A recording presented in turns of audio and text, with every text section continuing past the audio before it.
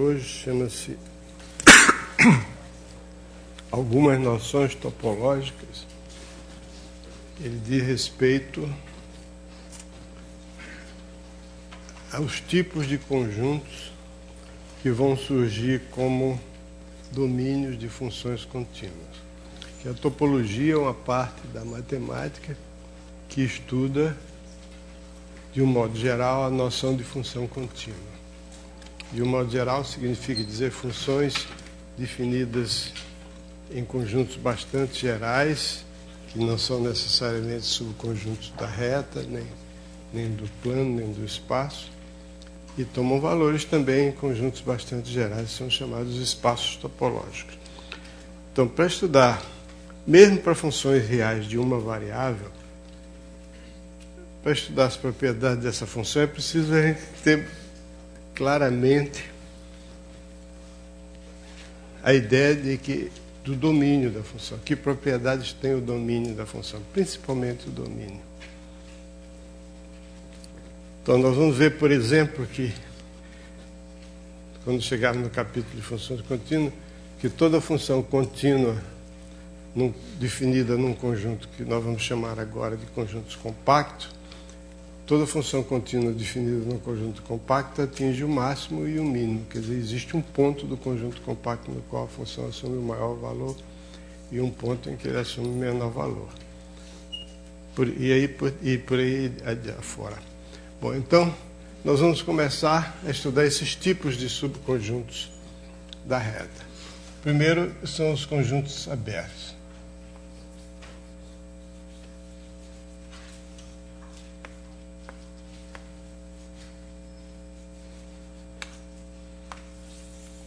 Para definir a noção de conjunto aberto, nós primeiro introduzimos o conceito de ponto interior a um conjunto.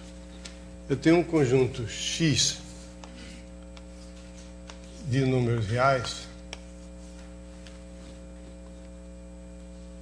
O ar-condicionado está ligado? É? Pediu para ligar? Beleza. Devia estar ligado há muito tempo.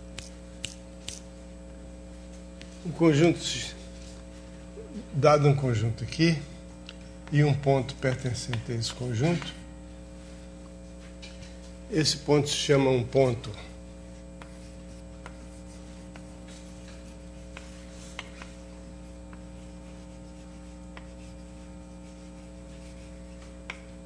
interior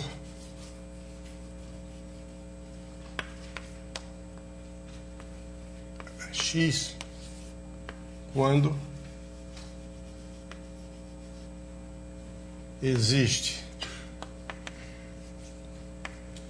quando existe um intervalo aberto que contém A e está contido em X.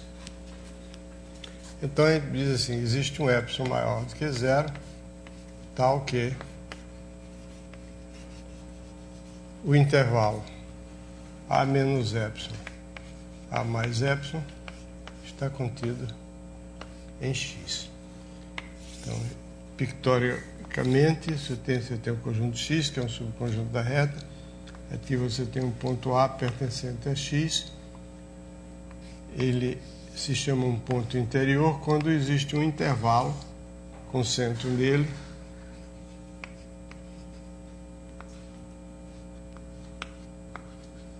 que está inteiramente contido em X.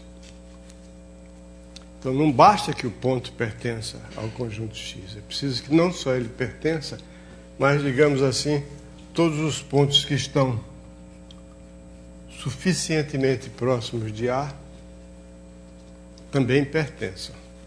Ou seja, que o ponto A possui uma margem de segurança, que é epsilon. Você pode se mexer de uma distância menor do que epsilon para um lado e para o outro, sem sair do conjunto X. Então, todo ponto... eu dou o exemplo daqui a pouco. Outra definição é a seguinte, um conjunto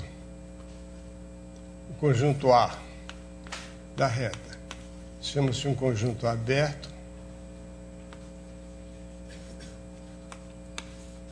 quando todo ponto de A é interior. Qualquer ponto pertencente a A é interior a A, evidentemente, fica subentendido. Então isso aqui é um conjunto aberto. E um conjunto X contido em R, se você tem um ponto A pertencente a X, diz que X chama-se uma vizinhança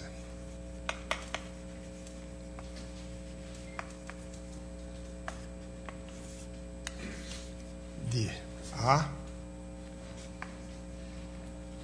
quando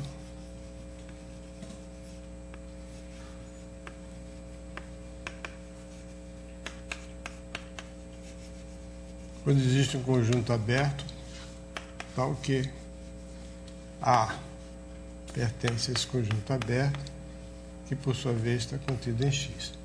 Basta que exista um intervalo aberto. Vamos ver alguns exemplos. O exemplo mais simples, um ponto interior. Então, definindo o ponto interior, tem que dar um exemplo de um ponto que é interior e um ponto que não é interior. Por exemplo, se eu pegar o intervalo, digamos, 1, 2, se eu chamar esse conjunto de X, quer dizer, o intervalo que é fechado à esquerda e aberto à direita, o ponto, todo ponto, se X está compreendido entre 1 e 2, quer dizer, pertence a X, mas não é 1, então X é interior ao conjunto X.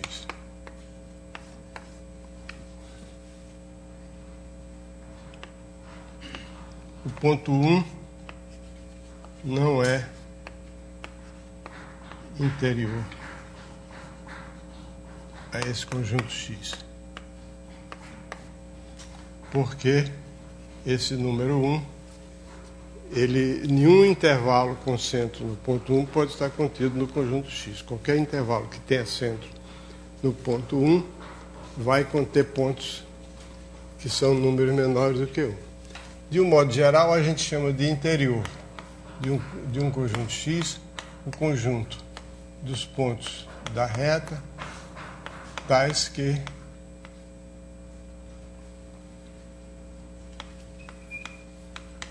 são interiores, é a definição mais óbvia possível.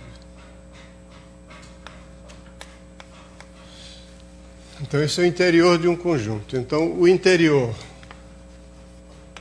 do intervalo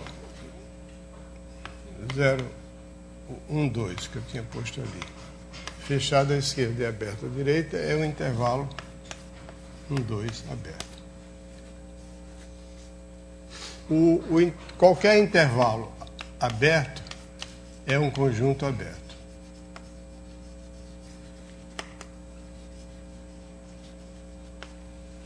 Todo intervalo aberto é um conjunto aberto. Bom, essa é a definição mais ou menos óbvia, mas ultra relevante. É a base de tudo, por isso que vem no começo, de tudo que a gente vai dizer logo mais. Tem uma propriedade que é o teorema básico a respeito de conjuntos abertos, que é o seguinte.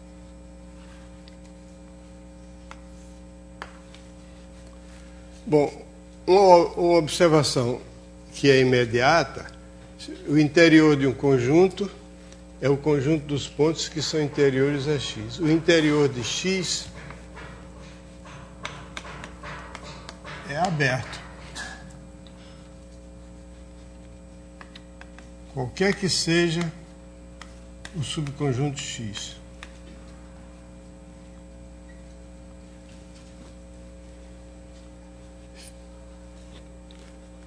Vai sem dizer que o conjunto vazio é aberto. Porque não há como violar a condição de ser aberto.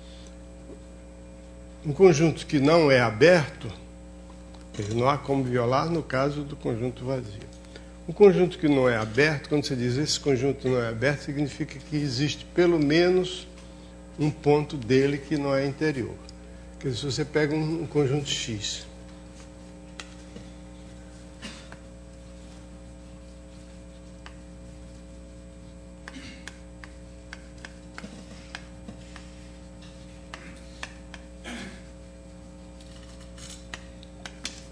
que é que significa dizer que o conjunto X não é aberto? Significa afirmar que existe um X pertencente a X que não é interior a X. Quer dizer, um conjunto não aberto quando ele contém pelo menos um ponto que não é interior. Por exemplo, aquele intervalo que é fechado em 1 e aberto em 2 não é aberto porque o ponto 1 não é interior. Então, o conjunto vazio tem que ser aberto, porque para ele não ser aberto teria que existir algum elemento que não fosse interior a ele. Mas o conjunto vazio não possui elementos, então o conjunto vazio é aberto. Okay? Então, bom, o teorema básico é o seguinte. Primeiro, se A1 e A2 são abertos, então a reunião A1 reunião com A2 é um aberto. A reunião de dois abertos é um aberto. Daí resulta que a reunião de 3 é um aberto, porque a reunião de 3 é a reunião de 2 mais 1. Então, termina sendo a reunião de dois abertos.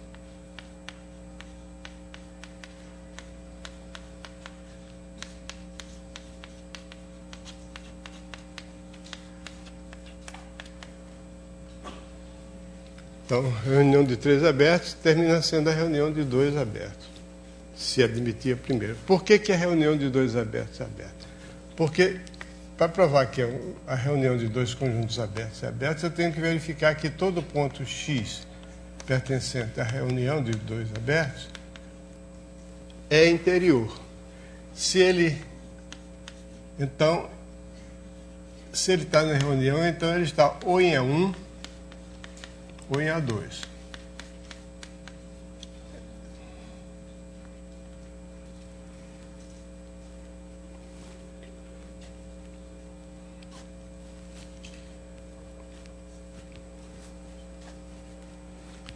Bom, quer ele esteja em A1, quer ele esteja em A2, ele vai existir um intervalo.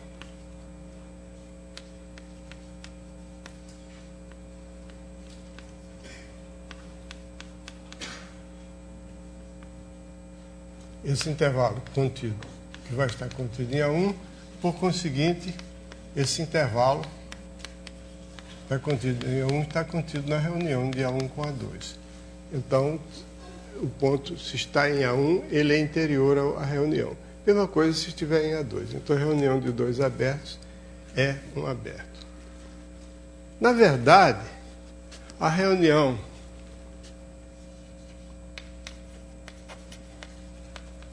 se para cada lambda num certo conjunto de erros, a lambda for um conjunto aberto, então a reunião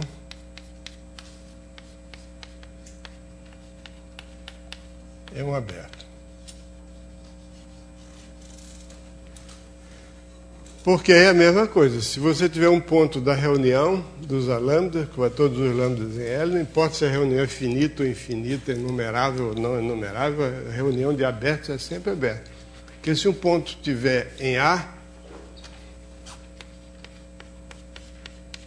então significa que ele está em A lambda para algum lambda.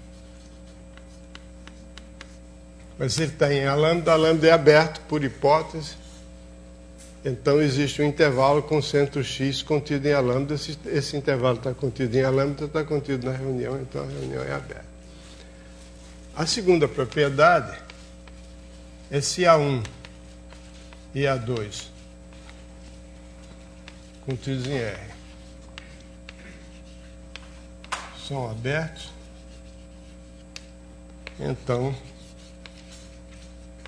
a interseção de A1 com A2 é um aberto.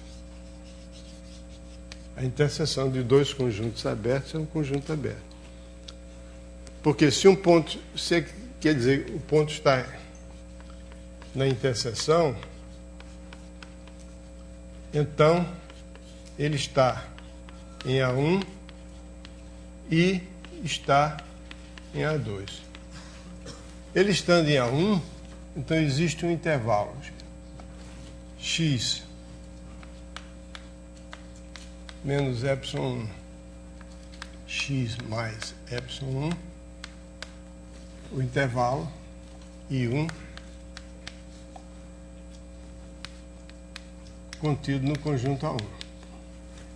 Mas ele está também em A2. Então existe outro intervalo, I2, que é x menos epsilon 2, x mais epsilon 2, está contido em A2. Desses dois, um dos dois números, epsilon ou epsilon 2, são números positivos. Um dos dois números é menor do que o outro, ou pelo menos não é maior do que o outro. Então, ou o intervalo I1 está contido no intervalo I2, ou o intervalo I2 está contido no intervalo I1. Seja qual for o caso, eu tomando o menor desses intervalos, seja ele I1, seja ele I2, o menor desses intervalos está contido no maior, consequentemente está contido em ambos, está contido em A1 e está contido em A2. Então a interseção de dois intervalos, de dois conjuntos abertos, é um conjunto aberto. Daí resulta que se A1 e A2, e A3, etc., a N for um número finito de conjuntos abertos, a interseção é um conjunto aberto. A mesma coisa, porque dado um número finito de intervalos com centro em X, vai ter um deles que tem um raio, digamos, um comprimento menor do que todos os outros. Então, esse está contido em todos os outros. O que não é verdade é que a interseção não é verdade sempre, pode ser verdade em alguns casos.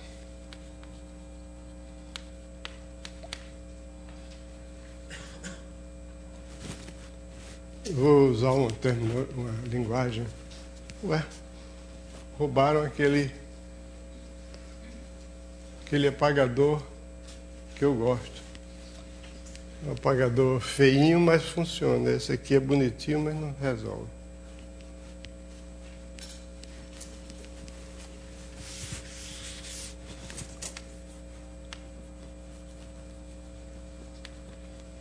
A interseção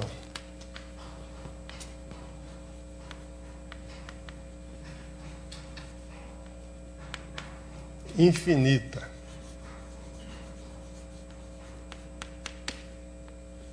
de conjuntos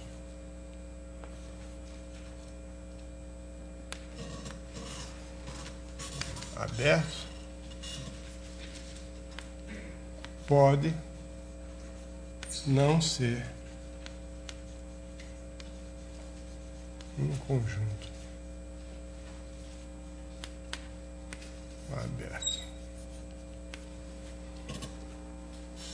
Uma família infinita significa que você tem, para cada lambda num conjunto infinito L, você tem um conjunto A lambda que você supõe que é aberto. Então a interseção dos A lambdas é simplesmente o conjunto de todos os números que pertencem simultaneamente a todos os A lambdas. E um exemplo muito simples disso é você pega o intervalo 0,1 sobre n, você chama de IN esse intervalo.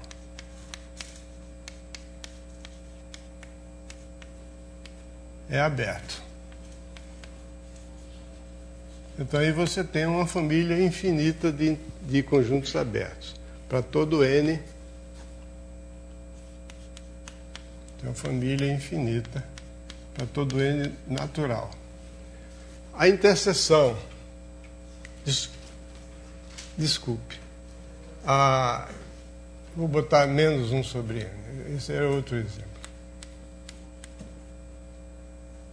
Aquela interseção que eu pus ali, quero que dá, seria interseção de todos os conjuntos, de todos os intervalos 0, 1 sobre n, a interseção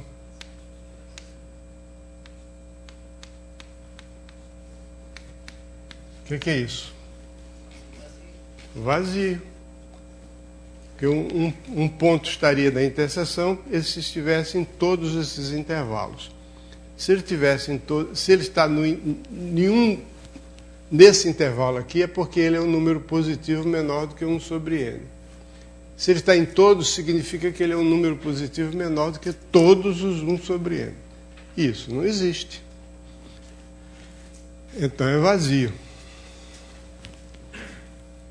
Essa é a interseção de uma família infinita de abertos, que por acaso é aberto. Mas se eu pegar, em vez de 1 sobre n, 0, 1 sobre n, eu pegar menos 1 sobre n até 1 sobre n, a interseção de todos esses intervalos, o que dá? Espera aí. Desculpa.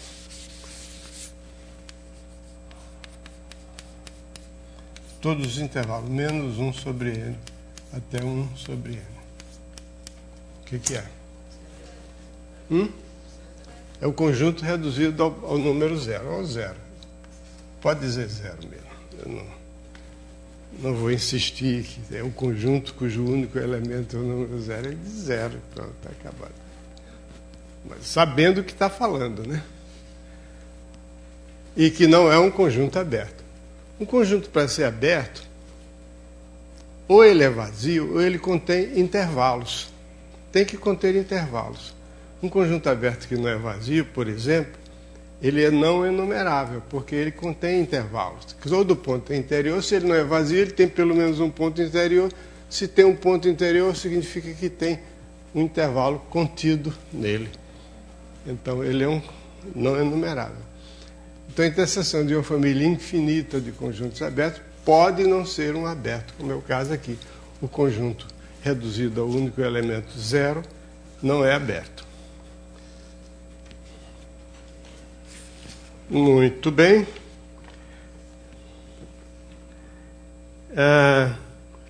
Aí, outro conceito fundamental, existem várias coisas que a gente pode dizer sobre conjuntos abertos,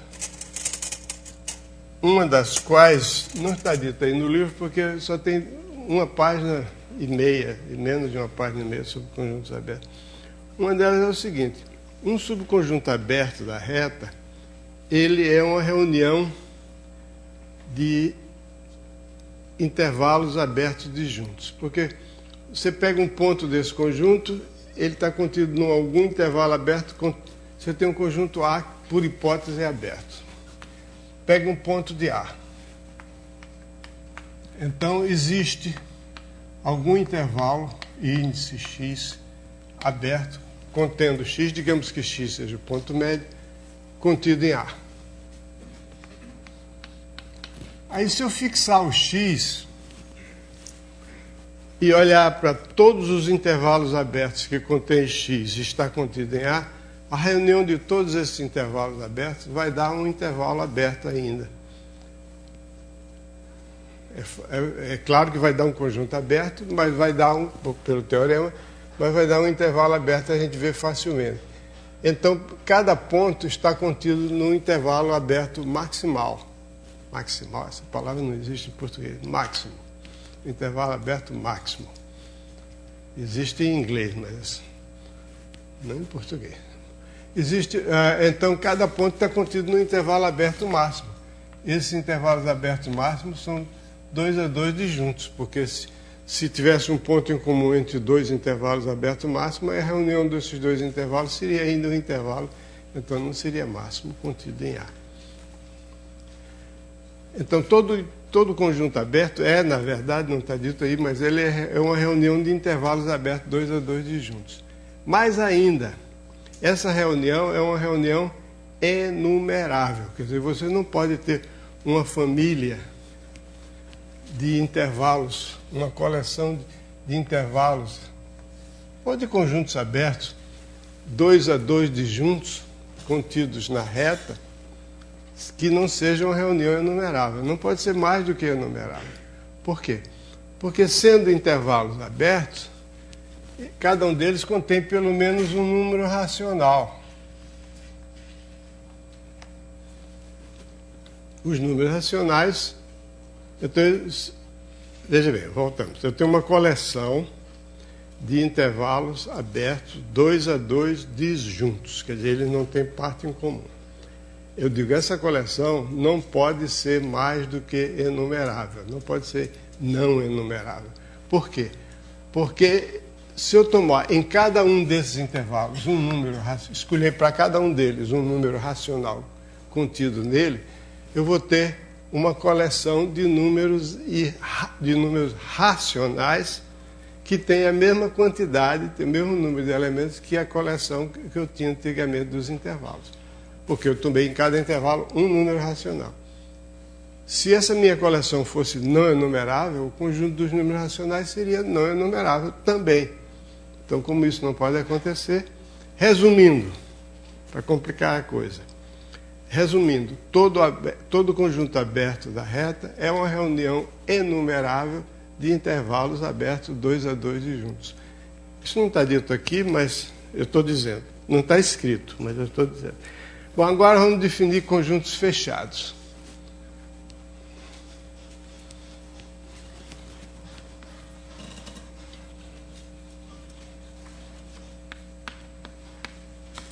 Não, não é.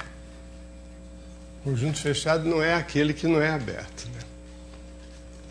Quando a gente vai ensinar isso a primeira vez, todo mundo pensa assim, vocês são isso, vocês sabem disso, né? Conjunto fechado é aquele que não é aberto. Não é verdade. Tem conjuntos que não são fechados nem abertos. Eu costumo dizer, tem as portas abertas e portas fechadas, mas tem umas portas que não estão nem abertas nem fechadas. Então, entreabertas ou encostadas, mas não está fechada, mas também não está aberta. O que é um conjunto fechado? O conjunto fechado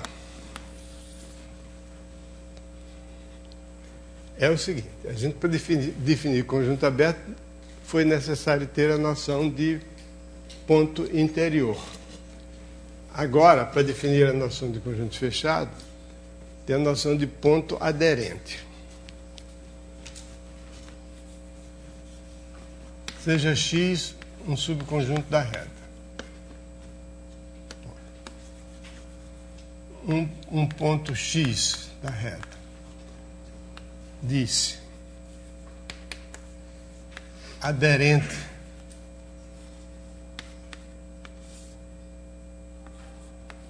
a X quando X é limite de uma sequência de pontos do conjunto X. Aderente a um conjunto significa limite de uma sequência de elementos daquele conjunto.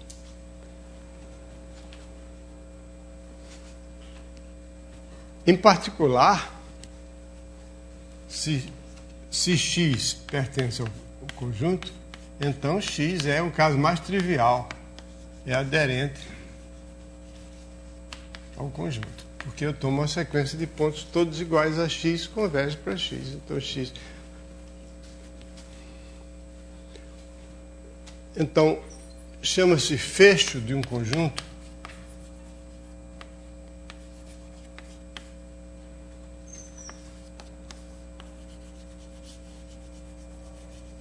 é um conjunto representado por X barra de todos os pontos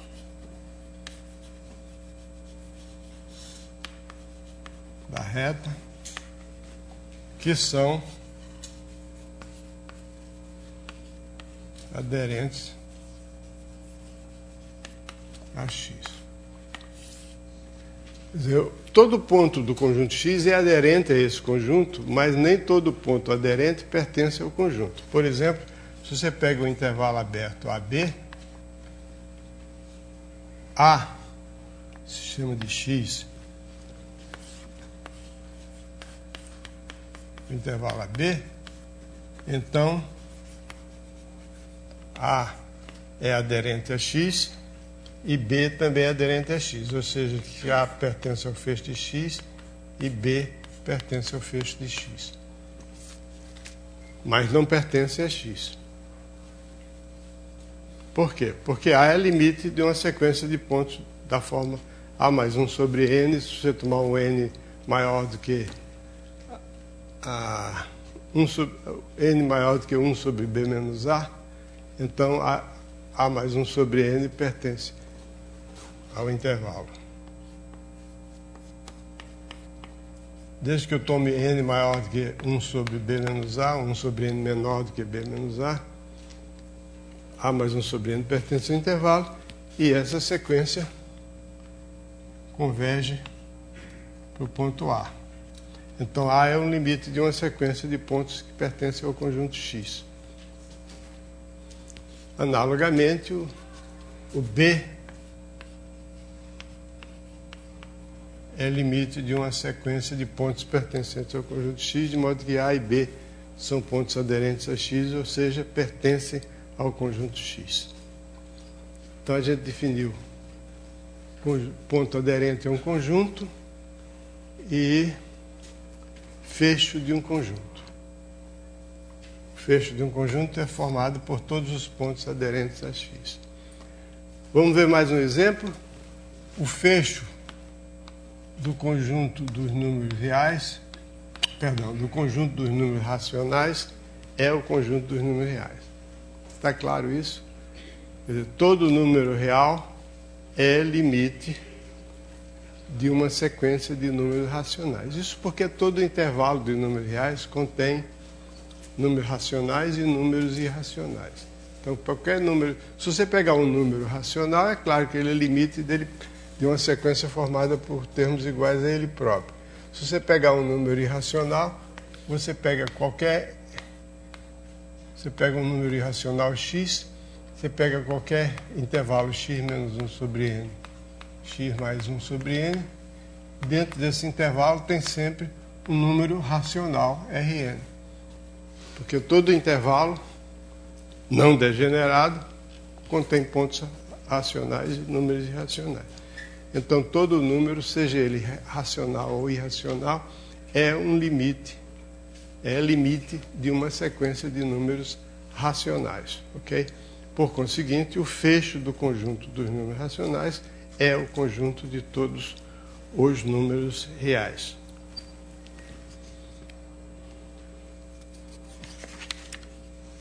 Muito bem, um conjunto se chama fechado quando ele é igual ao seu fecho. Ou seja, quando ele contém todos os pontos que lhe são aderentes. Posso escrever ali na ponta? Posso escrever ali? Pode, obrigado. Então, conjunto fechado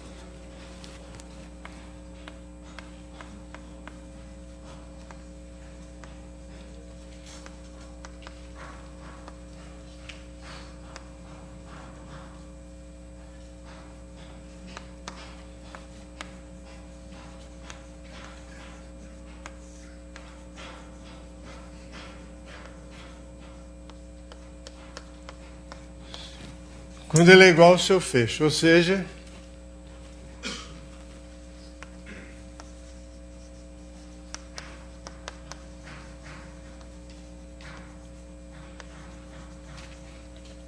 quando contém todos os pontos aderentes.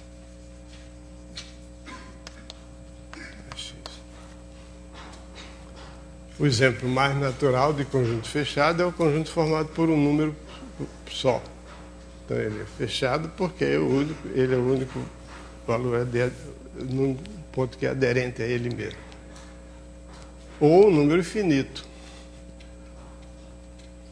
O intervalo fechado, AB, é um conjunto fechado. O intervalo fechado, A mais infinito, ou menos infinito B também são conjuntos fechados, porque, por exemplo, se você tiver um ponto aderente ao intervalo AB fechado, por exemplo, se eu tiver um X pertencente ao fecho, significa que o X vai ser limite de Xn. E esse Xn está no intervalo, portanto é compreendido entre A e B. Então o limite tem que estar compreendido entre A e B, o X tem que estar compreendido entre A e B. Compreendido no sentido amplo, quer dizer, menor do que ou igual a. Então o intervalo fechado é um conjunto fechado. Então esse aqui é um conjunto fechado. Então, essas são as definições básicas. Tem um livro de análise, que aliás, muito bom livro, é o livro do Walter Rudin, foi até traduzido para o português, Princípios de Análise Matemática, em que ele tem um capítulo sobre noções topológicas, no qual, numa única página, ele dá todas as definições, aberto, fechado, vizinhança, conexo, desconexo, sei lá, etc. Tudo está lá, numa página só. Tudo assim. Porque é uma série de noções que a gente tem que aprender, e quanto mais rápido aprender, melhor.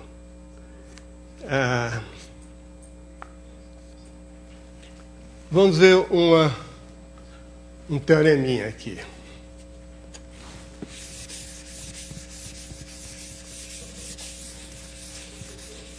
Senhor, fala mais alto. Só ouvi o professor, eu ouvi muito bem, o resto eu não ouvi.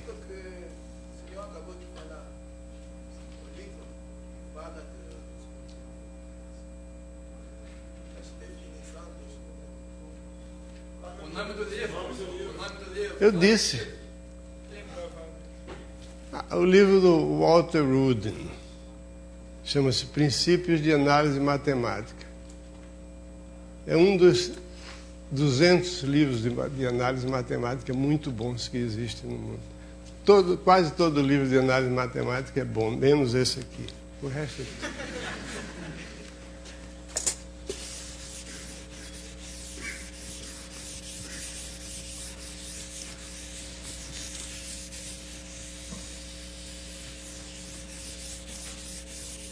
Olha, vocês riram porque vocês estavam pensando que eu estava sendo modesto.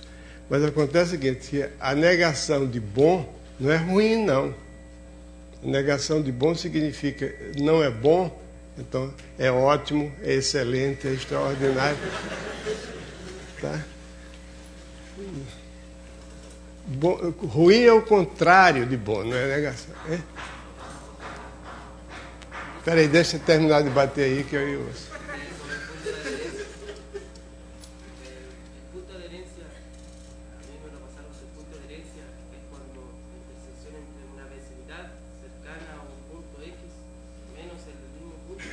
Não. Menos não. Não. Vamos falar aqui sobre isso, mas não tem esse menos, não. A definição que está é essa aí. Não tem que menos, nada de menos. Ele falou o seguinte, um ponto é aderente quando ele é limite... Não foi assim que você disse, não, mas eu vou traduzir nessa língua porque eu vou falar nisso agora. É limite de uma sequência de pontos todos diferentes de x. Isso aí é outra coisa. Isso aí chama-se ponto de acumulação. É outra coisa, não é ponto aderente. Ponto aderente é o seguinte, o teorema diz o seguinte,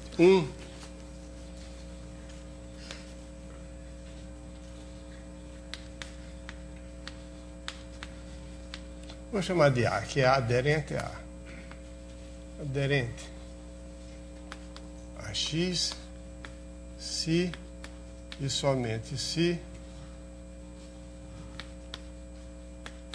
toda vizinhança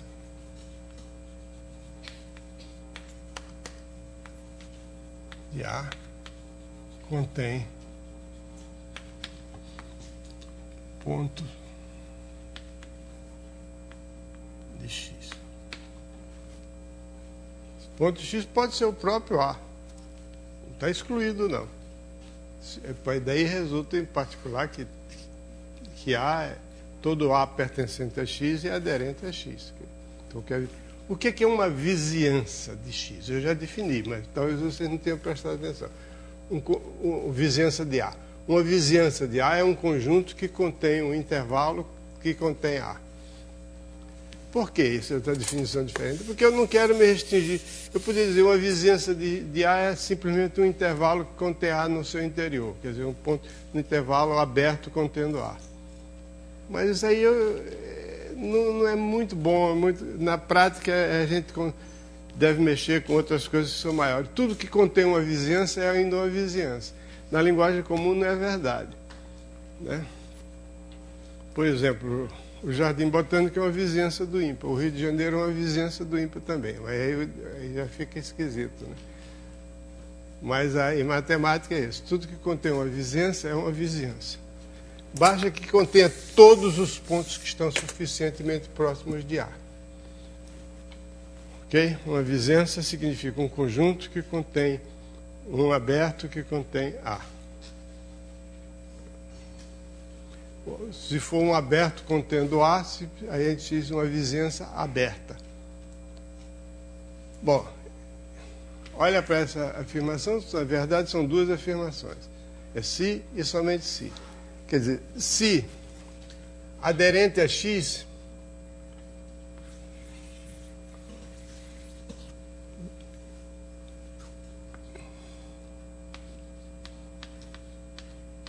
isso aí é a definição. As definições são recursos que se usam na linguagem, em particular na matemática, para substituir um grupo de palavras por uma palavra ou então por um grupo menor de palavras, para ficar mais fácil a linguagem, a comunicação. Em vez de dizer um ponto aderente a X, eu digo um ponto pertencente ao feixe de X, escrevo A pertencente ao feixe X. Quer dizer exatamente a mesma coisa. O que quer dizer também que A é limite de uma sequência de pontos pertencentes a X. Todas essas coisas iniciais, esses fatos iniciais de conceitos topológicos, eles se resumem a exprimir a mesma ideia com palavras diferentes, com expressões diferentes, símbolos diferentes, mas querendo dizer a mesma coisa. E aprendê-las significa acostumar-se a traduzir essas coisas. Um ponto aderente a X é a mesma coisa que um ponto do feixe. O que é a mesma coisa, vou provar isso, seja A pertencente a X. Então isso significa que A é limite de Xn quando N pertence a X.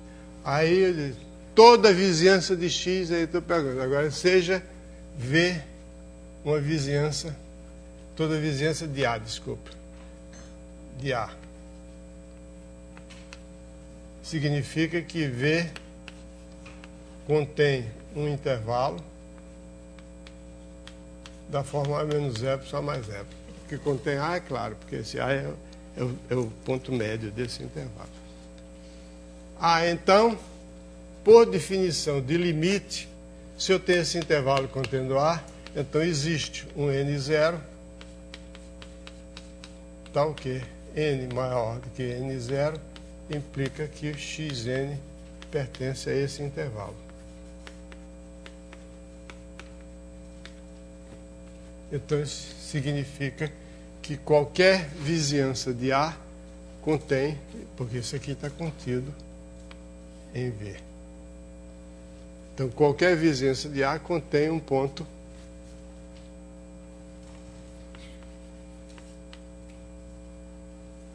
eu esqueci de escrever aqui, né? Que Xn pertencente a X. Então, se o ponto A é aderente, significa que qualquer vizinhança dele contém pontos do conjunto, porque qualquer vizinhança, ele é limite de uma sequência de pontos do conjunto, qualquer vizinhança dele contém os pontos dessa sequência, todos eles que têm um índice suficientemente grande. E vale a recíproca. A recíproca é a seguinte: se toda vizinhança de A contém pontos de X, então A é aderente a X. Por quê? Se toda a vizinhança de A contém elementos do conjunto X, então A é aderente a X. O que quer dizer isso? Quer dizer, se toda a vizinhança do ponto A contém pontos de X, então A é limite de uma sequência de X. Porque se toda a vizinhança contém um ponto, então eu vou escolher algumas vizinhanças. Vou pegar as vizinhanças que são simplesmente os intervalos da forma A menos 1 sobre N, A mais 1 sobre N. Qualquer um desses pontos, desses intervalos, é uma vizinhança de A. Logo, contém algum ponto de X. Eu escolho entre os pontos de X que estão aqui, escolho um, chamo de Xn. Para cada N existe um Xn pertencente a X que está dentro desse intervalo. Então, A é limite dessa sequência.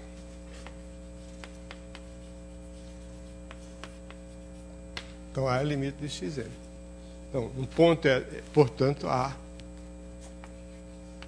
é aderente a X. Então, um ponto é aderente a X se somente se toda a vizinhança desse ponto contém elementos de X. Repito, todas essas coisas que nós vamos dizer, quase todas, pelo menos o comecinho aqui, consiste em aprender a dizer, a expressar a mesma ideia com palavras diferentes, de formas equivalentes. Ok? Um corolário aqui. O fecho de qualquer conjunto é um conjunto fechado. Aí já é um pouquinho, vai um passinho além de traduzir a mesma ideia em palavras diferentes. Diga. Hein?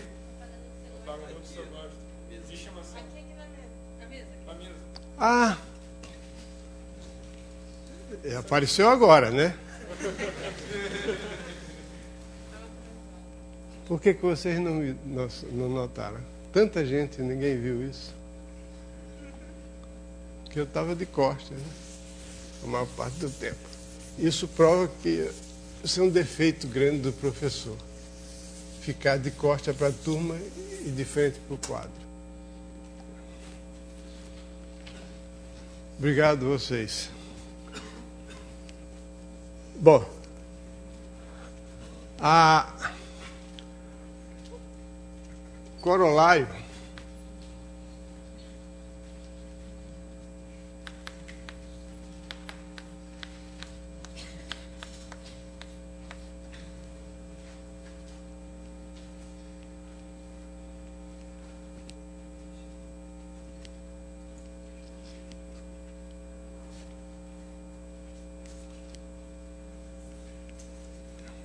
que se eu pegar qualquer conjunto e considerar o fecho de um conjunto contém o conjunto. Pode ser que seja igual a ele, mas contém, certamente.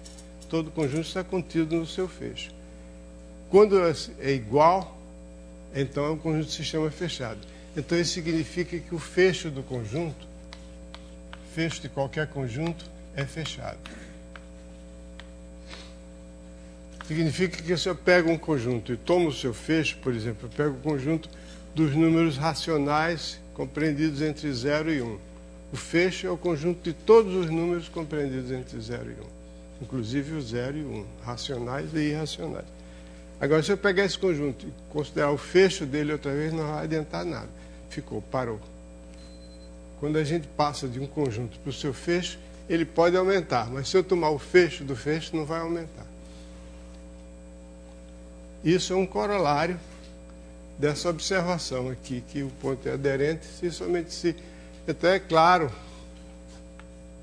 que o fecho de qualquer conjunto está contido no conjunto, então o fecho de qualquer conjunto contém o conjunto, então vale isso. Isso aí é óbvio. Agora quero provar que isso está...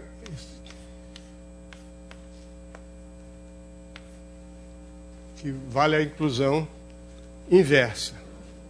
Para isso, a gente tem que pegar um ponto x que seja aderente a x. Então, se esse ponto é aderente à aderência de x, que é fecho de x, significa o quê? Isso, em particular, implica que toda vizinhança de x contém, de acordo com o que nós vimos aqui, pontos do fecho de x.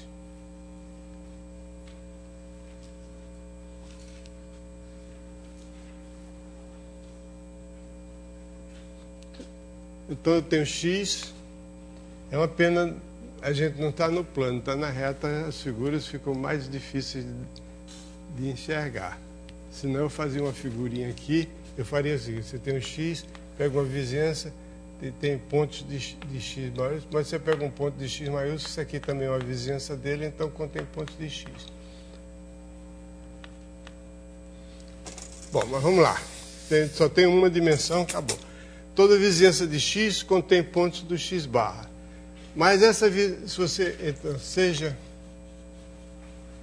V uma vizinhança de x. Existe um x barra, pertence a x barra, contido em V. Tá certo? É isso que estou apenas repetindo o que está dito aqui. Toda vizinhança contém de x, então qualquer vizinhança contém um ponto que está em x barra. Então, mas esse V é uma vizinhança de x.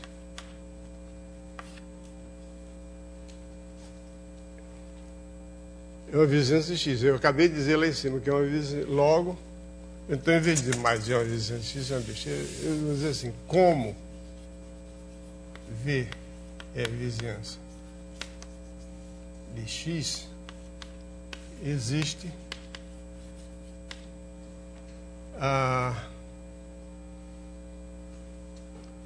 de x barra, desculpe. Como é uma vizinhança de x barra, e x barra pertence ao fecho de x, então existe um ponto y pertencente a x, tal, que está em V. Assim, toda vizinhança de x contém algum y, toda vizinhança V de x contém algum y pertencente a x. Ou seja, x pertence a x barra.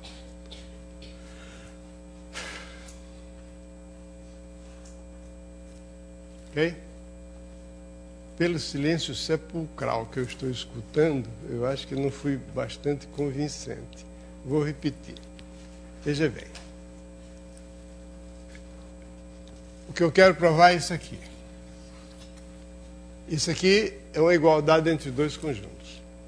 Uma igualdade entre dois conjuntos significa duas inclusões. A está contido em B e B está contido em A. Essa parte aqui, essa inclusão aqui é óbvia. Então, resta mostrar isso. Que esse conjunto aqui está contido nesse. Então, eu pego um ponto nesse e vou mostrar que esse ponto que eu supus aqui, que ele está, a minha conclusão é que ele está no outro conjunto. Tem que partir de uma série de raciocínios até chegar à conclusão de que esse ponto que eu peguei aqui em x2 barra está contido em x barra. Muito bem. Se x está em x2 barra, significa que se x está em x2 barra, significa que qualquer vizinhança de x2 barra contém ponto de x barra. Pelo teorema aqui.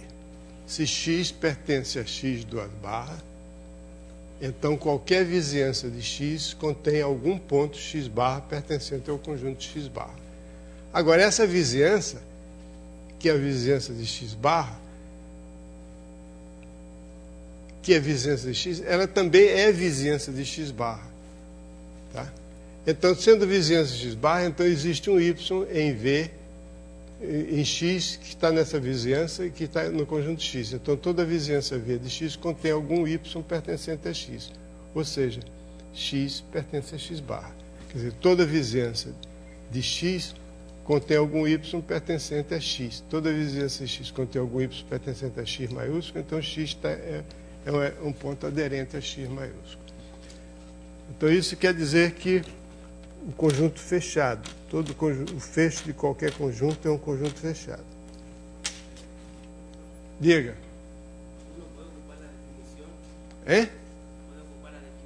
Culpar? Ocupar a definição?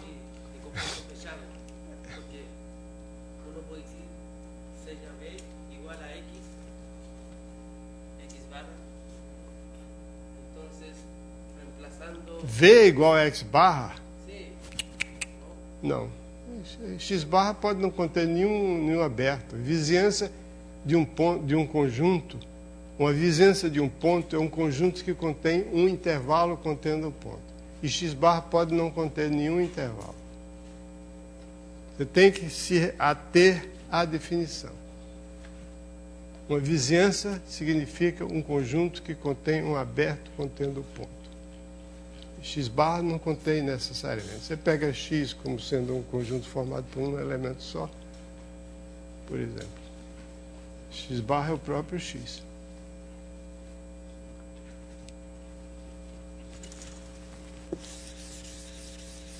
Vamos ver à frente. Diga. Fale alto.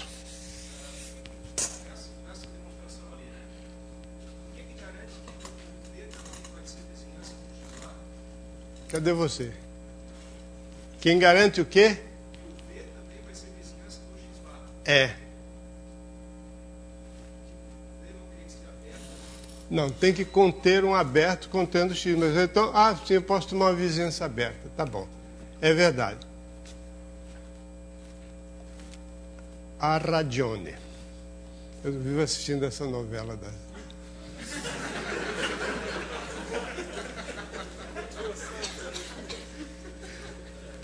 Eu tenho uma sogra italiana e uma mulher que é filha de pai e mãe italiano. E meu avô era italiano. Tem razão. Se vê eu tomar uma vizinhança aberta, aí garante. Muito bem.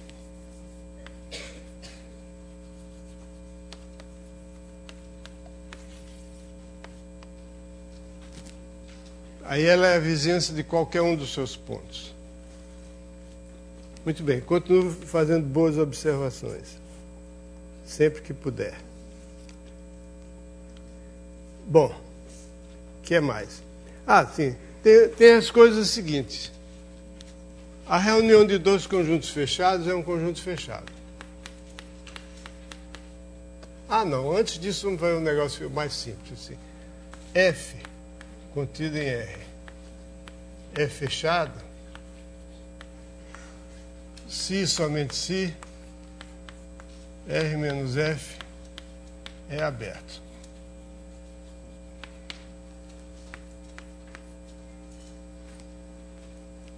Então, os fechados não são aqueles que não são abertos.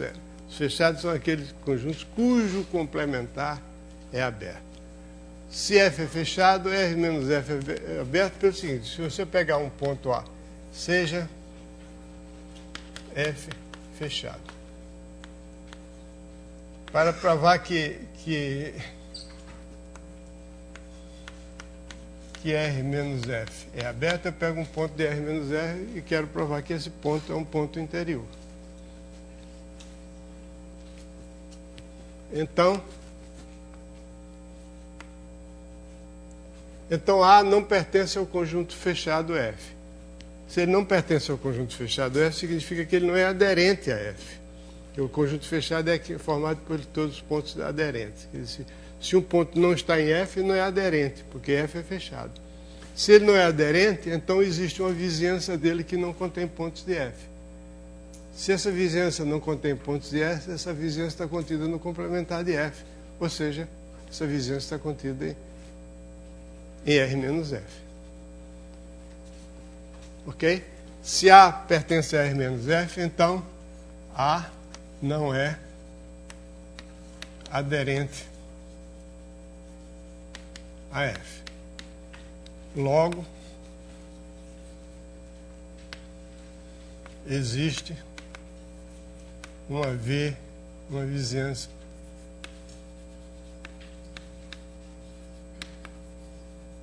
de A, a vizinhança V do conjunto A, desprovida de pontos de F, ou seja, V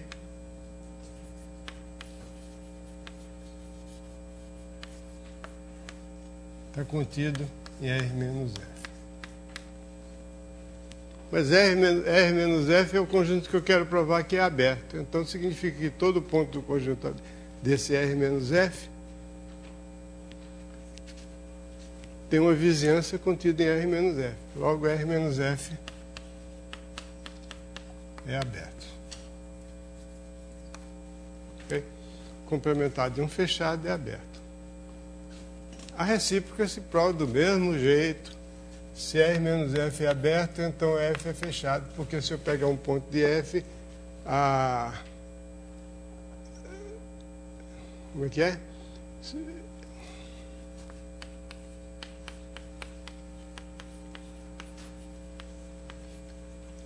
Por quê? O que é um conjunto fechado? Um conjunto fechado é aquele que é igual à sua aderência. Então, significa que se um ponto está nele, se um ponto A pertence a R menos F, significa que A não pertence a F, significa que existe uma vizinhança de A sem pontos de F. Ou seja, uma vizinhança V de A, essa vizinhança está contida em R menos F. Isso aí eu já prevei, peraí. Agora eu estou confuso. R menos F é fechado, então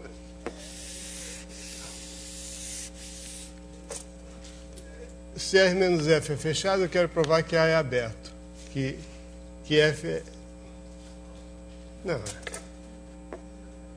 R menos F é aberto. Se R menos F é aberto... bom.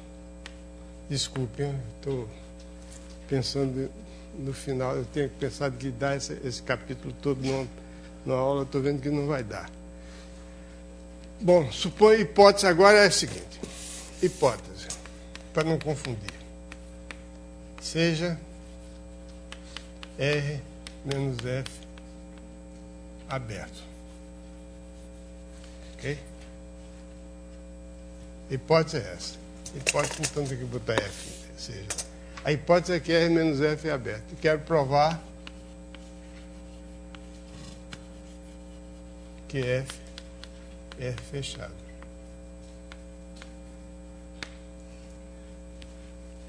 Para provar que F é fechado, basta provar que se eu pegar um ponto que toda a vizinhança dele contém pontos de F, esse ponto está em F. Esse ponto é aderente a F, ele está em F. Mas se toda a vizinhança está em F, significa que esse ponto não está em Rn menos F. Porque se esse ponto estivesse em Rn menos F, provar que seja A tal que toda vizinhança de A contém pontos de F. Ok? Ou seja, há um ponto aderente a F. Quero provar que ele está em F. Bom, se toda vizinhança que tem pertence a F, então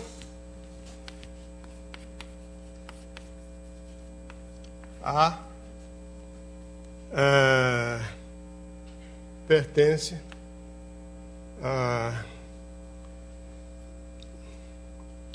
Toda vizinhança...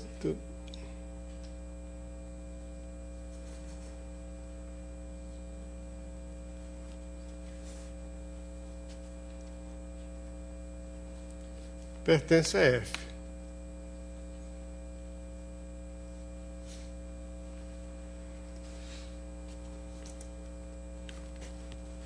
Ok, pronto. Então A pertence a F. Por quê?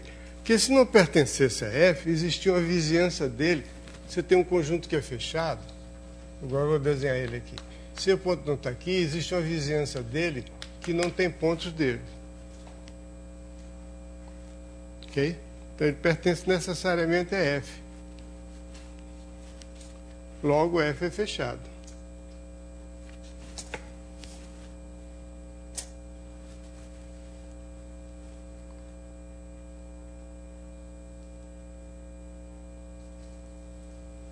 Então F pertence a F porque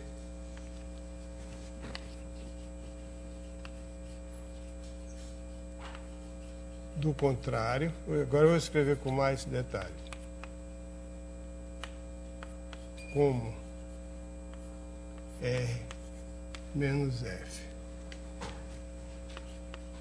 é aberto, existiria... Não dá para escrever ali.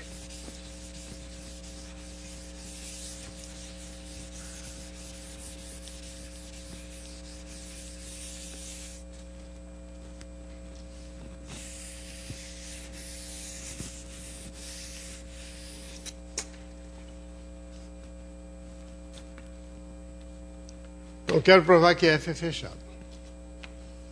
Então eu vou provar que todo ponto aderente a F está em F.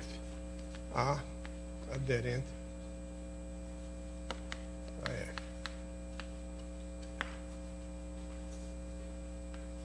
Se A pertencentes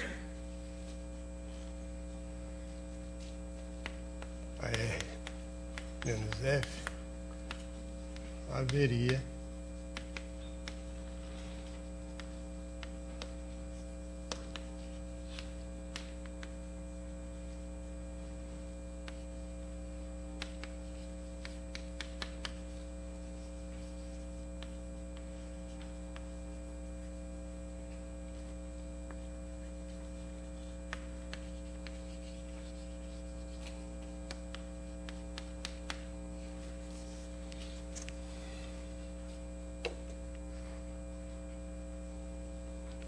A não pode pertencer a R menos F, porque R menos F, por hipótese, é aberto.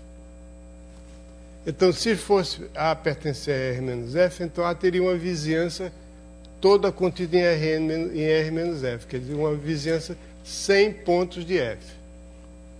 Ou seja, esse ponto não seria aderente a F. Muito bem. Bom. Agora está absolutamente certo, agora não sei se vocês entenderam, mas de qualquer modo aqui no livro está provado com toda clareza. Então agora o fato de que a reunião de dois fechados é fechado e uma interseção qualquer de conjuntos fechados é fechado, isso é um fato que resulta diretamente da circunstância de que todo o conjunto é fechado se somente se o seu complementar é aberto.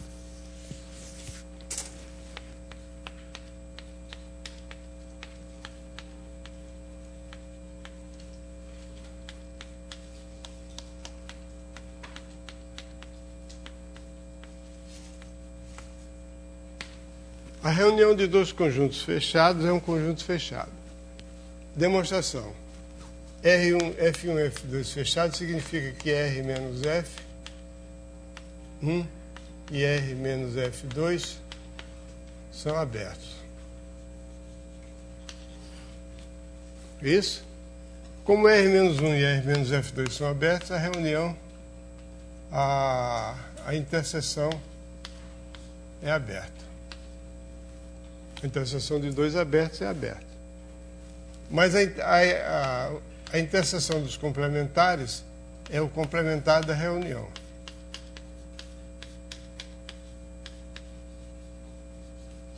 Isso significa que F1 reunião com F2 é fechada. Ok. Então, a reunião de 2 fechados é fechada, a reunião de 3 fechados é fechada, etc. Mas a reunião de um número infinito de fechados pode não ser fechada. Porque se é uma reunião qualquer de fechados fosse fechada, todo conjunto era fechado. Porque todo conjunto é a reunião dos seus pontos. Como existem conjuntos que não são fechados, existem reuniões de conjuntos fechados que não são fechados, que os pontos são conjuntos fechados. Todo conjunto é a reunião de seus pontos. Seus pontos são conjuntos fechados. Então, não é verdade que a reunião infinita de fechados seja fechada sempre. Pode ser fechada. Claro, existem conjuntos fechados. E agora, se cada f lambda, onde lambda varia em L, é fechada, então a interseção de uma família qualquer é fechada. É porque cada f lambda é fechado, então se o complementar é aberto, a reunião dos complementares é aberta e o complementar da reunião é a reunião dos... A interseção dos complementares é o complementar da reunião. Então isso aí é a mesma coisa, sai diretamente do fato que a reunião de abertos é aberta. Então isso aqui... Agora as coisas começam a ficar mais interessantes. Essa parte inicial é meio de aprender a linguagem, basicamente. Agora nós vamos começar a raciocinar mais um pouco matematicamente. Vamos definir um conceito relevante, que é o conceito de cisão de um conjunto.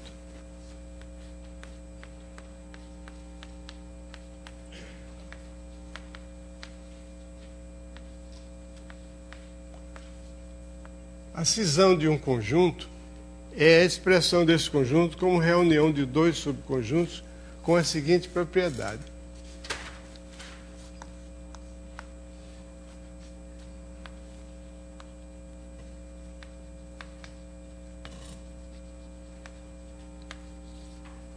Isso aqui chama-se uma cisão de X quando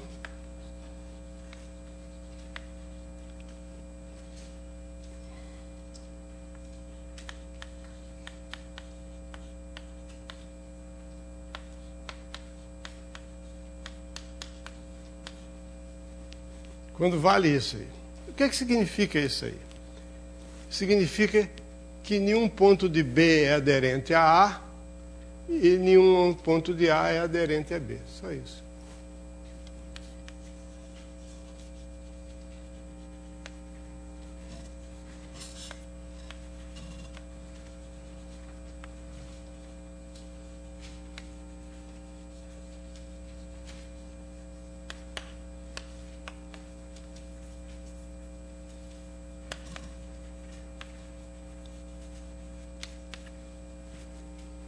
Quer dizer, nenhum ponto de um desses conjuntos é aderente ao outro conjunto. E se você tem, por exemplo, pega 2 intervalos.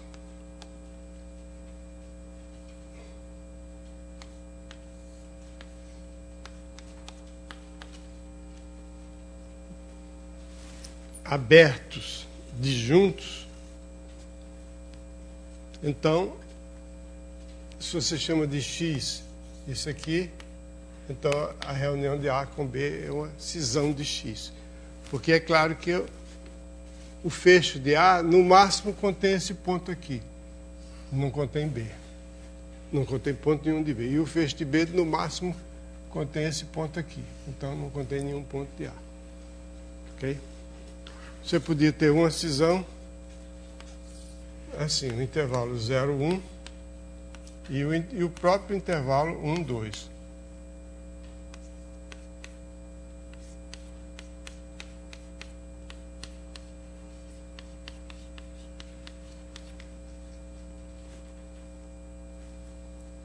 Isso é uma cisão. Isso é uma cisão porque o fecho do intervalo aberto 0,1 contém no máximo... Contém no máximo, não é. O fecho do intervalo aberto 0,1 é o intervalo fechado 0,1. E o fecho do intervalo aberto 1,2 é o intervalo fechado 1,2. E é claro que o intervalo fechado 0,1 não contém nenhum ponto do intervalo aberto 1,2. Porque o 1 não está no intervalo aberto 1,2. Então isso aí é uma cisão. Okay? Se você escrever, por exemplo, a reta menos o zero é igual ao intervalo menos infinito 0 reunido com o intervalo 0 mais infinito. Isso é uma cisão. Já se você escrever, por exemplo, o intervalo 1, 2, como sendo a reunião do intervalo 1, 3, por exemplo, 1, 2, reunido com 2, 3, isso aqui não é uma cisão.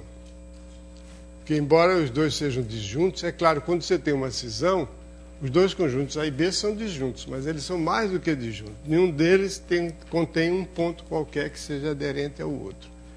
Isso aqui não é a cisão, porque 2 é aderente. Esse aqui é A, o ponto 2 pertence ao A e é aderente ao conjunto B. A, interseção B, é o 2. Então não é uma cisão. Ok? Muito bem. Uma cisão se chama trivial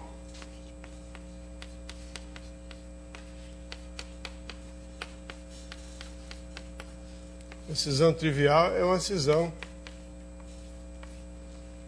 de um conjunto qualquer com um conjunto, é uma reunião do conjunto qualquer com um conjunto vazio. Então isso é uma cisão trivial. Então agora tem um teoreminha aí que é um teorema que vai se tornar útil no futuro. No momento todos esses teoremas que nós vamos ver aqui nos deixam com a sensação de insegurança no seguinte sentido: para que é que eu vou usar isso? Para que serve isso? Você só vai saber mais tarde, é aquela história. Professor, para que serve isso? Você só vai saber mais tarde. Então o teorema é o seguinte: o intervalo da reta só admite a cisão trivial.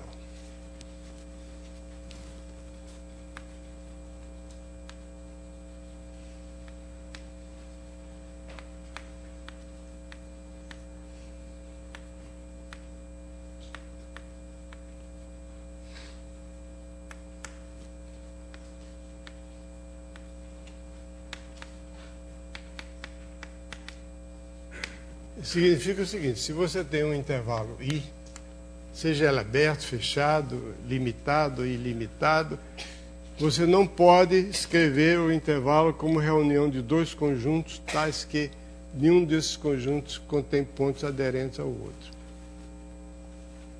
Então o intervalo da reta só admite uma cisão trivial.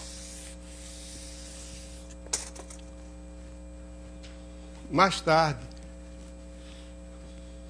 não, isso está dizendo que todo intervalo da reta é conexo, que mais tarde significa no curso de análise no RN, quando a gente for estudar a topologia do subconjunto do plano, do espaço a 3 dimensões ou mais do espaço a n dimensões, existe a noção de conjunto conexo. O conjunto conexo é aquele que não pode ser escrito como reunião de dois conjuntos, não pode admitir cisão não trivial, não pode separar ele em dois pedaços. A primeira pessoa que chamou a atenção para essa noção de conjunto conexo, nesse sentido, foi um matemático francês chamado Camille Jordan, que chamava conjunto de um só pedaço. E depois, um matemático americano, Veblen, definiu o conceito de conjunto conexo em geral, que é o que se usa até hoje. O intervalo da reta só admite a decisão trivial. Esse fato, que é um fato enunciado em termos negativos, ele tem uma interpretação positiva. Quer dizer o seguinte: se você escrever um intervalo como reunião, de dois conjuntos disjuntos, um deles existe um ponto de um deles que é aderente ao outro, existe um ponto de um deles que é aderente ao outro. Então você tem existência de pontos que você pode utilizar isso em certas demonstrações. Bom, o intervalo só admite. Então suponha que você tenha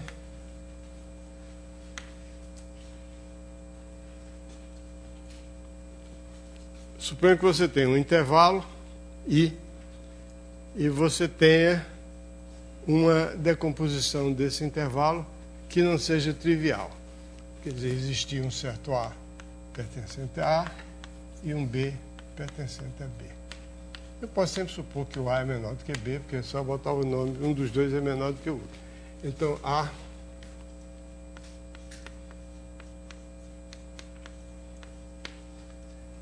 Então, suponha que eu escrevo o intervalo, decomponho o intervalo como reunião de duas partes, A e B, disjuntas e não vazias. Então, afirmo o seguinte, que isso aqui, algum desses conjuntos contém um ponto aderente ao outro. Então, isso não é uma cisão.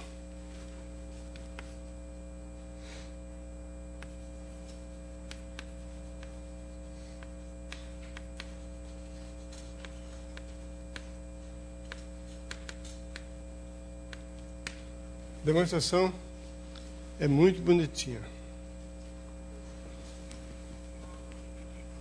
Eu tomo um A pertencente a A e um B pertencente a B. Como vamos supor que a cisão, que a ação da decomposição não é trivial. Se fosse uma cisão, seria uma cisão não trivial. Então, não é uma cisão. Então, eu olho para o intervalo AB. O intervalo fechado AB está contido em I. Claro, porque esse I é um intervalo, tem um A pertence a I, o B pertence a I, o intervalo AB está contido em I. Aí o que é que eu faço? Eu pego o intervalo AB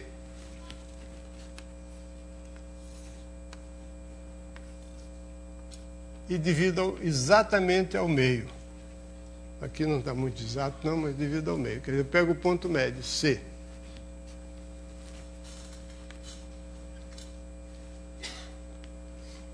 Então, esse intervalo AB, estando contido em I, o C pertence a I.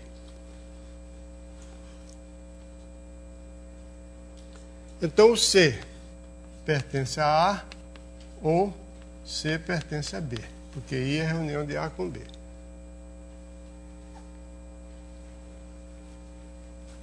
Então, eu tomo o intervalo AC,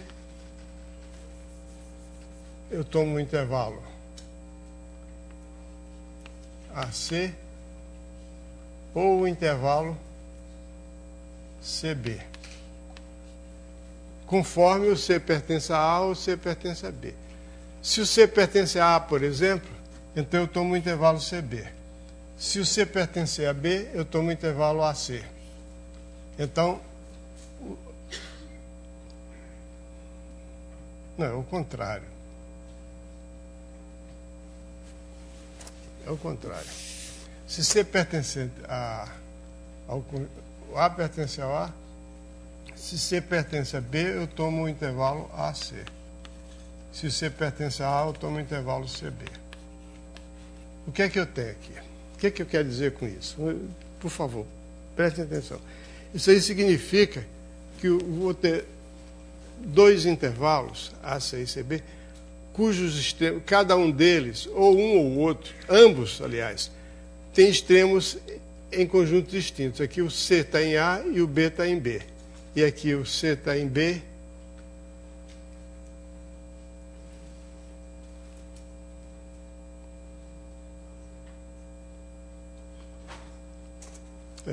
eu estava certo antes. Eu quero formar dois intervalos de tal modo que eles tenham extremidades pertencentes a conjuntos distintos, ou A ou a B. Se o C pertencente a A, eu tomo o intervalo CB.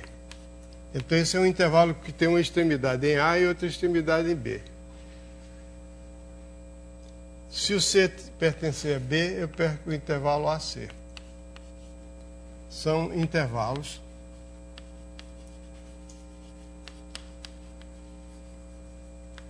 com extremidades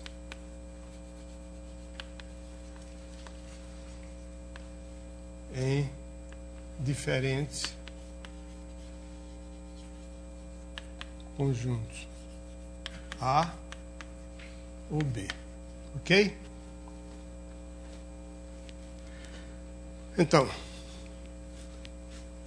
A pertence ao conjunto A e B pertence ao conjunto B. Eu pego um intervalo, pego o ponto C, que é o ponto médio. Ou C está em A ou C está em B, porque C está em I. Se C estiver em A, eu pego o intervalo CB. Esse aí vai ser um intervalo que vai ter uma extremidade em A e outra extremidade em B. Se o C estiver em B, eu pego o intervalo AC, o intervalo que tem uma extremidade em A e outra extremidade em B. Até que enfim. Ok? Então agora eu tenho dois intervalos de comprimento metade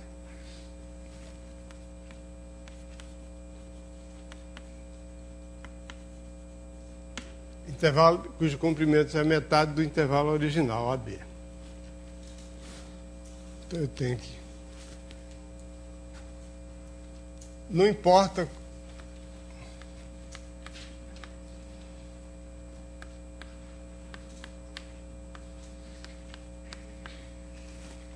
Digamos que o C está em A, então isso aqui eu vou chamar isso aqui de I1. Se o C estiver em B, é a mesma coisa, eu chamo aquele lá de I1. De qualquer modo, eu vou ter um intervalo cujo comprimento é a metade do intervalo anterior e que tem uma extremidade em A e outra em B. Aí faço a mesma coisa aqui. Por exemplo, digamos que esse aqui é o intervalo que eu escolhi, porque o C está em A e o B eu escolhi, não, tem que ficar determinado pela situação. Então, esse intervalo aqui, eu tomo o ponto médio. Aí eu vou ter um intervalo dividido em duas partes. E você perguntar das duas partes, aquela que tem extremidades em dois conjuntos diferentes, uma extremidade no A, outra no B. Eu tomo, conforme o D esteja em A ou em B, se tiver em B, eu pego essa parte aqui. Se tiver em A, eu pego a parte de lá. Então eu vou ter um intervalo de 2.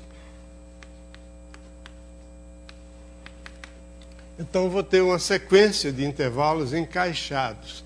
Cada um mede a metade da medida do anterior. E com a seguinte propriedade. Todos esses intervalos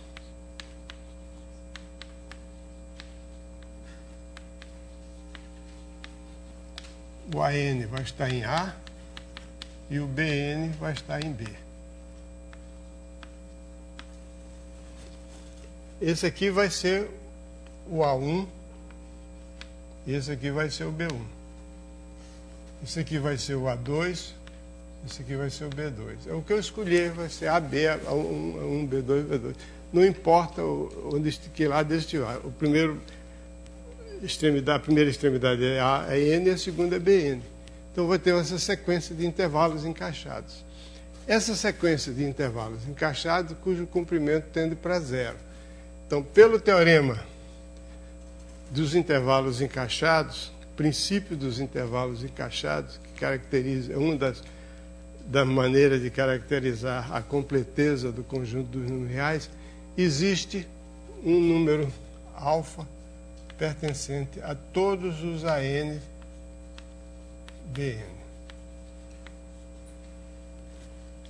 Então, esse alfa vai ser limite dos ANs. E vai ser também o limite dos BNs. Como os ANs pertencem ao conjunto A, então esse alfa é aderente a A.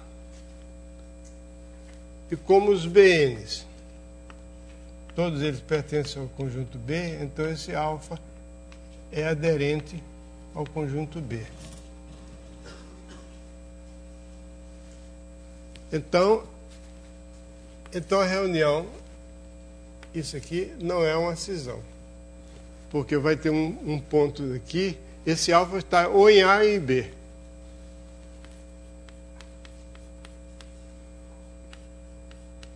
Por quê? Porque o alfa, naturalmente, pertencente a todos os AN, ele está dentro daquele intervalo inicial a B. Por conseguinte, está dentro do intervalo original I. Consequentemente, ele está... Isso aqui vai ser uma reunião... Está dizendo? Então, esse alfa é aderente a A, é aderente a B, e ele, ao mesmo tempo, eu escrevi qualquer coisa aqui que eu apaguei. Então, não apaguei nada. Então, a conclusão é que isso não é uma cisão. Porque a reunião A e B tem o... desculpa, está aqui, olha. Ou o alfa pertence a A, ou o alfa pertence a B. Se o alfa pertence a A, ele pertence a A e é aderente a B. Se ele pertence a B, ele pertence a B e é aderente a A, então isso não é uma cisão. Eu acho essa prova muito bonitinha.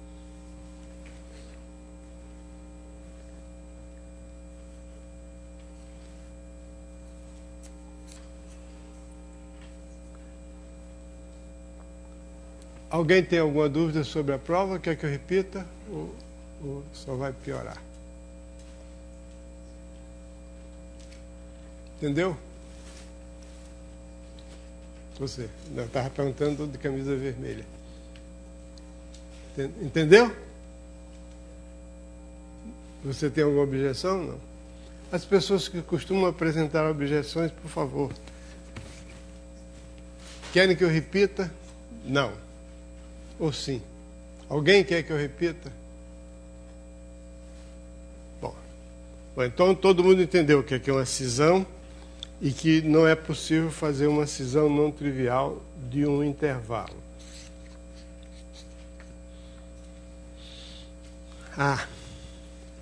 E aqui acontece o seguinte, um corolário disso é que os únicos subconjuntos da reta que são simultaneamente abertos e fechados são o vazio e R são os únicos subconjuntos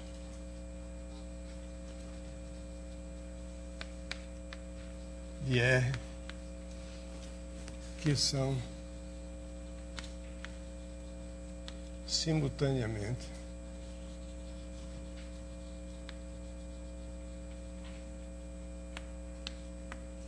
abertos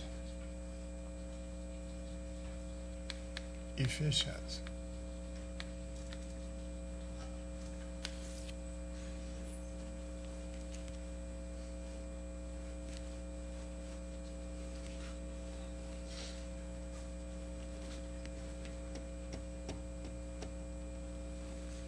Por quê? Porque se tivesse um conjunto qualquer que fosse aberto e fechado, se você tivesse um A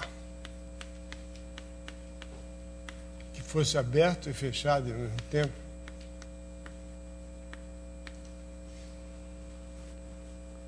então você teria uma cisão.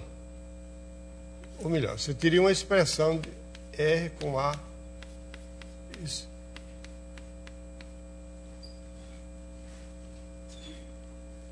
Mas aí a reta é um intervalo. E isso, a cisão, teria que ser uma cisão trivial. Então, se é uma cisão trivial, significa que ou esse é vazio, ou esse aqui é vazio. Okay? Por que isso é uma cisão? Porque se ele é aberto e fechado simultaneamente, então o complementar dele é fechado, e como isso aqui é uma reunião disjunta, nenhum elemento aqui podia ser pertencer aqui. Um elemento não pode pertencer a A e ao complementar de A ao mesmo tempo. Então, ele não pode ser... se ele for aberto, isso aqui é fechado. Então, ele não pertencente a A não pode ser aderente. Então, isso seria uma cisão necessariamente trivial. Ok? Bom, então...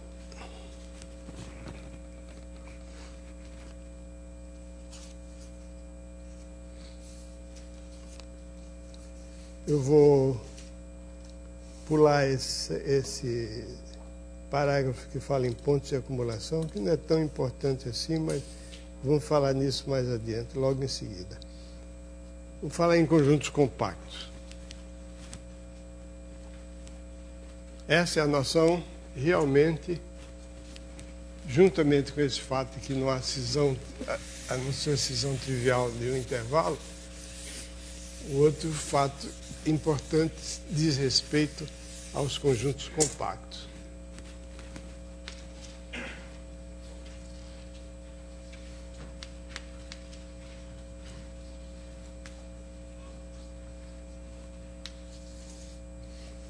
O que é um conjunto compacto?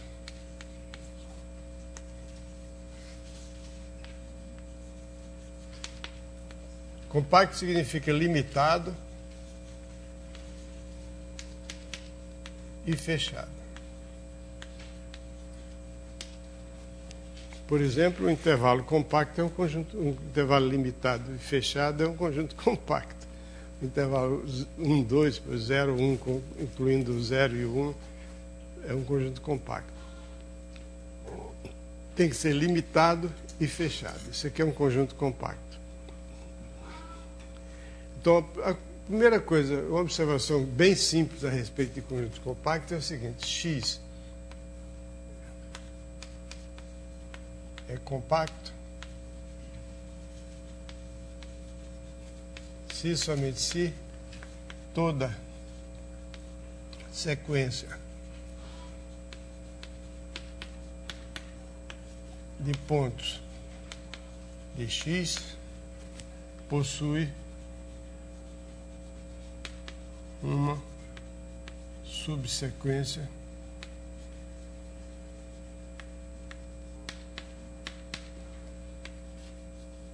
que converge para um ponto de X. Toda sequência de pontos de X possui uma subsequência que converge para um ponto de X.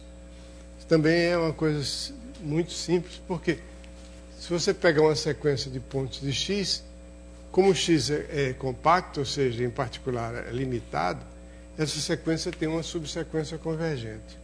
Mas como X é fechado, o limite dessa subsequência tem que ser um ponto de X, porque é um ponto aderente a X. Então, toda sequência possui uma subsequência que converge para um ponto de X. E, reciprocamente, se toda sequência possui uma subsequência que converge para um ponto de X, isso aqui é um pouquinho menos óbvio. Se toda sequência de pontos X possui uma subsequência que converge para um ponto de X, então esse X tem que ser, em primeiro lugar, um conjunto limitado. Porque se ele fosse ilimitado, suponha que X fosse, vamos provar essa parte aqui. Suponha que X, por absurdo, que X fosse ilimitado. Por exemplo, teria que ser ilimitado superiormente ou ilimitado inferiormente. Digamos que ele seja ilimitado superiormente. Então, 1 não é uma cota superior. Então, existe pelo menos nenhuma número de cota superior. Então, existe um x1 maior do que 1. Ok? Aí eu olho para x1 maior do que 1. Se x1 for... Está aqui o x1. Está aqui. É maior do que 1. Se x1 for maior do que 2, ótimo, eu tomo x2 igual a x1. Até... Bom, eu pego vai ter um x2 que seja maior do que 2. Pode ser o próprio x1, mas não faz mal. x1 é maior do que 1, toma um x2 que é maior do que 2. Pode ser que o x1 seja maior do que 1 e maior do que 2 também. O importante é que o x2 seja maior do que 2. Não estou dizendo que o x2 é maior do que o x1. Maior do que 2.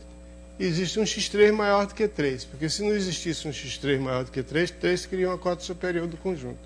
O conjunto é ilimitado. Então, existe sempre um xn maior do que n. Para todo n.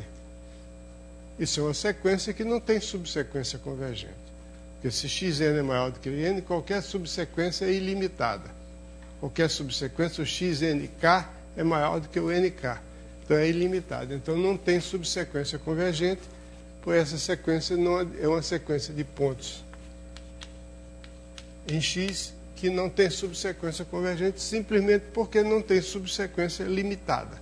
Toda subsequência é ilimitada. Então, se toda sequência de pontos x possui uma subsequência convergente, então o conjunto é limitado. Além disso, se toda essa subsequência converge para um ponto de x, esse conjunto x é fechado. Então, o conjunto x é limitado e fechado. Então, isso aqui é um conjunto compacto. Agora, eu ainda tenho 5 minutos. Muito bem.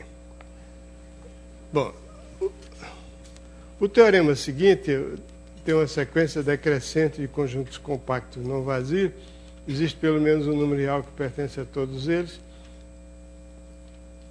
Também é imediato, mas tem um teorema aqui que é fundamental, que é o chamado teorema de Borel-Lebesgue. Eu vou falar sobre ele e vou demonstrar na próxima aula, porque não vai dar tempo agora, estamos no fim da aula.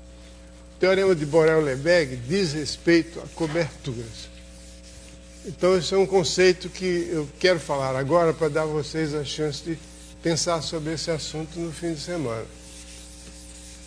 Aliás, no fim de semana, para rever todas as coisas. Porque, veja bem, eu quero lembrar a vocês que nós combinamos aqui. Combinamos é uma maneira muito engraçada de dizer, porque eu fui que decidi, não combinei nada.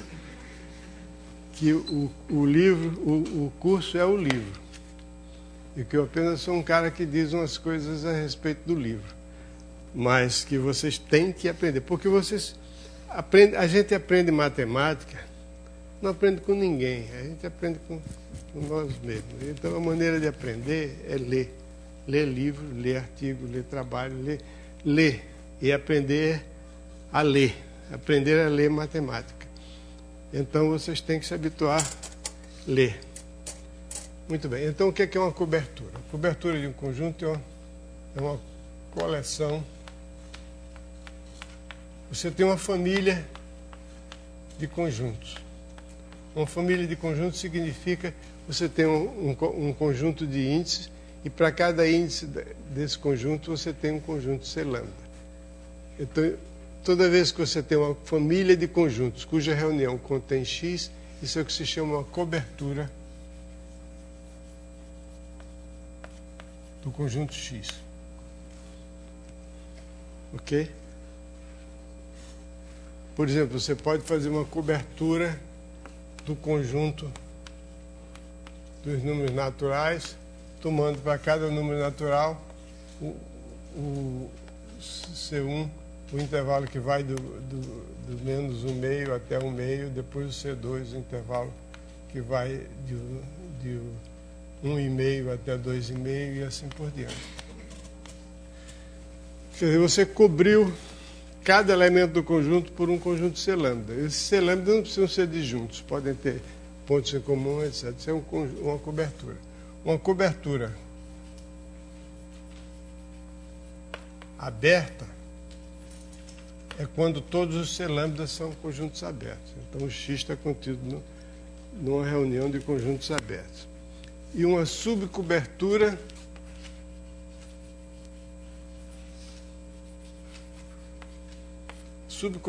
significa que você toma um subconjunto L' de L e considera um C', C lambda', onde lambda' pertence a L', de tal modo que a união do C lambda' ainda contém X. Então, isso aqui é uma subcobertura.